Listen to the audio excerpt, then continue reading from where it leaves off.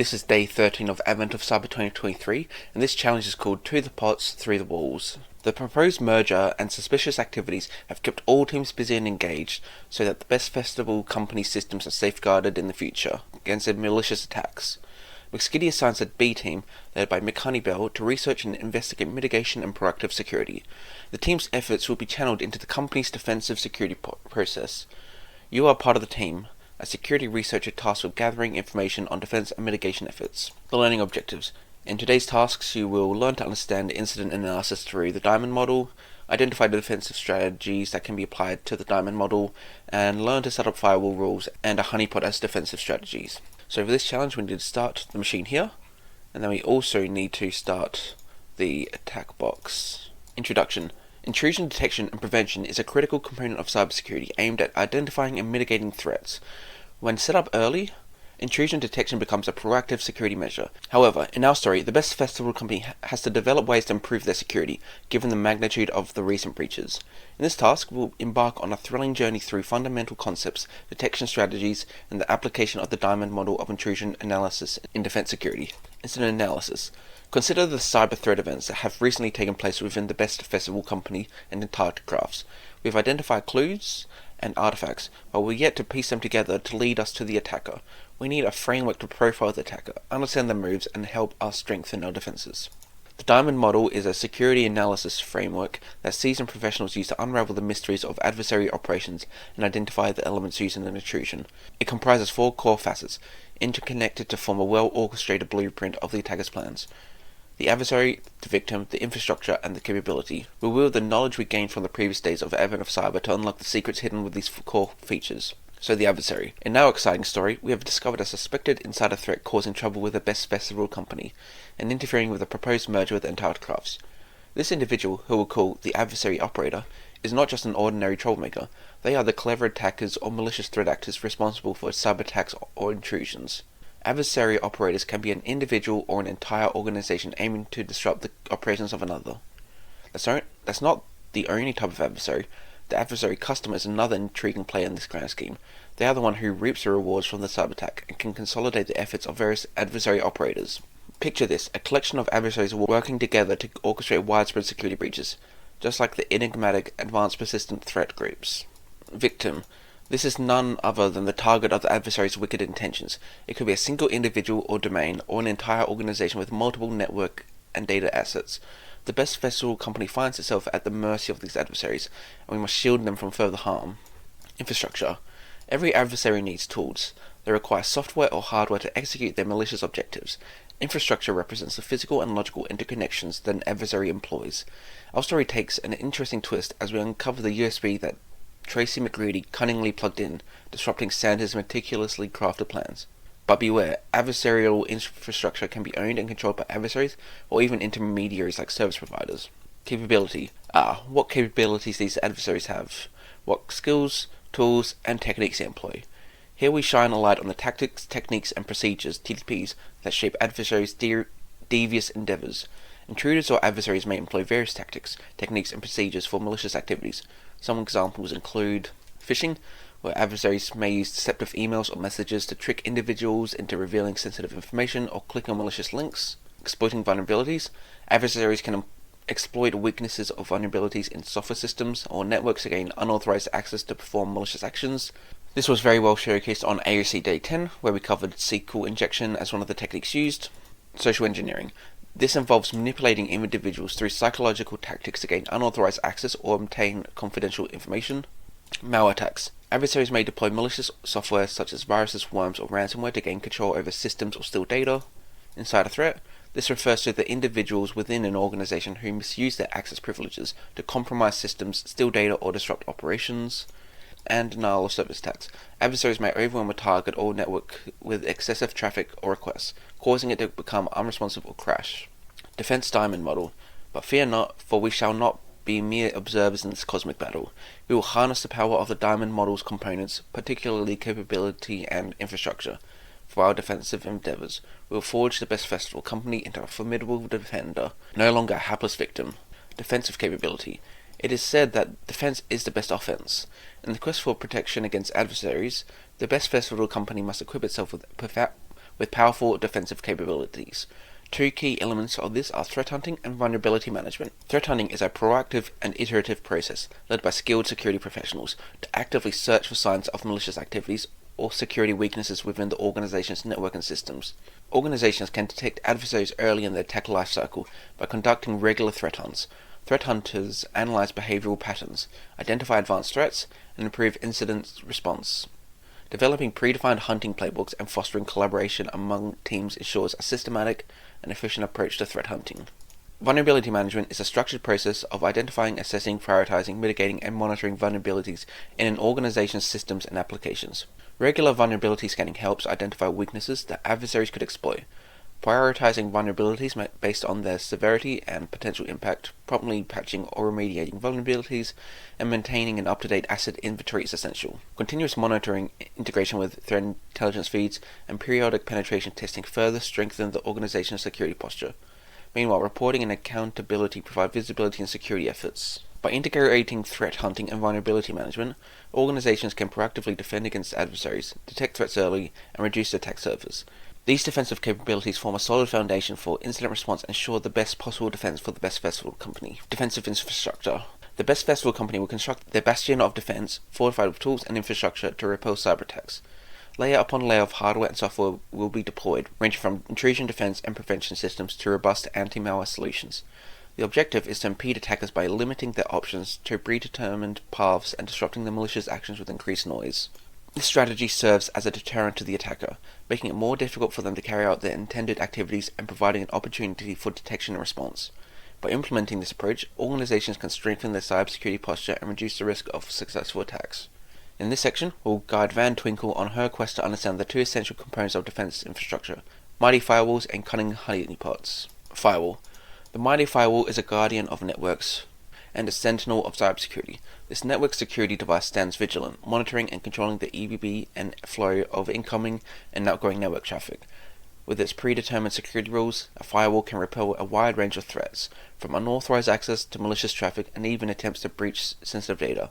Firewalls come in many forms, including hardware, software, or a combination. Their presence is vital, a cornerstone of any cybersecurity defense strategy. The following are common types of firewalls that exist. Stateless/packet filtering.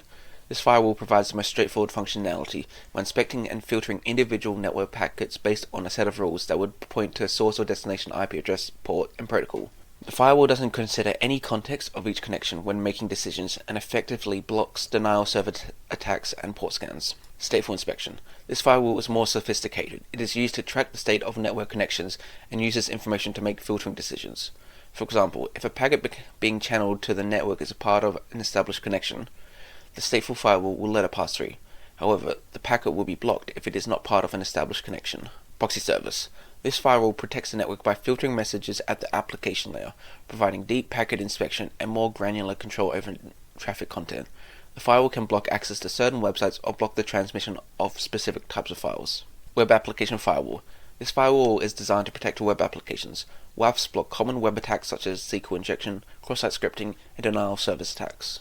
Next generation firewall. This firewall combines the functionalities of stateless, stateful, and proxy firewalls with features such as intrusion detection and prevention and content filtering. So for this task, we will be focusing on one application of stateful inspection firewall in the form of uncomplicated firewall, UFW. So configuring firewalls to block traffic. Van Twinkle knows that the uncomplicated firewall is the default firewall configuration tool available on Ubuntu hosts, and she decides to use this for experiment. Initially, it's turned off by default, so we can check the status by running the command below. So we'll go to the attack box, open up the terminal, and we will type sudo ufw status inactive. We don't currently have any rules, so we can define default rules to allow or block traffic. These can be set to deny all incoming connections and allow outgoing connections. So we'll do sudo ufw default allow outgoing, sudo ufw default allow outgoing. Now if we do sudo ufw status again, okay, so now sudo ufw default deny incoming, so default deny incoming. Additionally, we can add, modify, and delete rules by specifying an IP address, port number, server name, or protocol.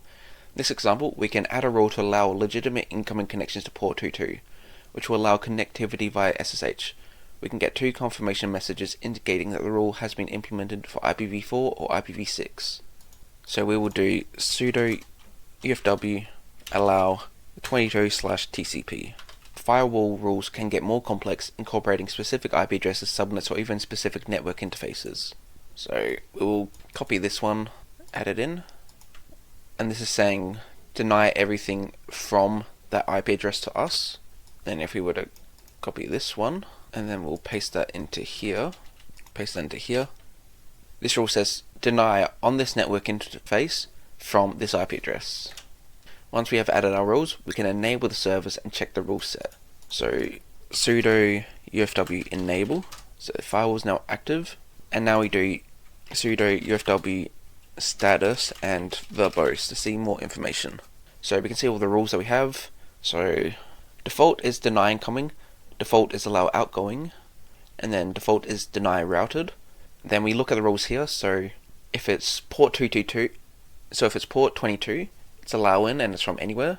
If it's coming from this device, this IP address, deny. If it's coming from this IP address onto this network device, network interface, it'll be denied. And then port 22 on IPv6. What happens if the rules are incorrectly configured? We can reset the firewall and revert it to its default state and be able to configure the rules fresh. So that'll be sudo ufw reset. And yes, we want to reset it. And there we go, those are now gone. Honeypot.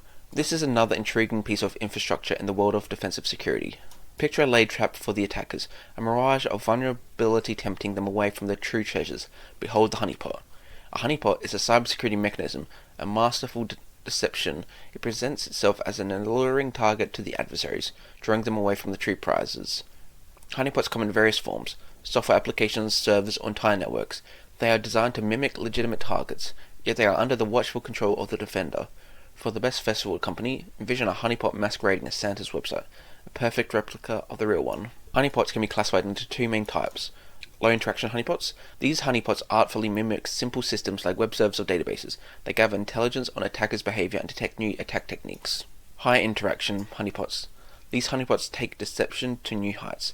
Emulating complex systems like operating systems and networks, they collect meticulous details on attacker behavior and study the technique to exploit vulnerabilities. To demonstrate how to set up a honeypot, we'll use a tool called pentbox, which has already been installed on the VM under Home Van Twinkle pentbox 1A. Launch the tool via the directory demonstrated below, select option 2 for network tools, and follow the option 3 to install the honeypot. Okay, so we missed a step before. We're meant to actually SSH into the virtual machine. So we've got these credentials here, so let's clear this.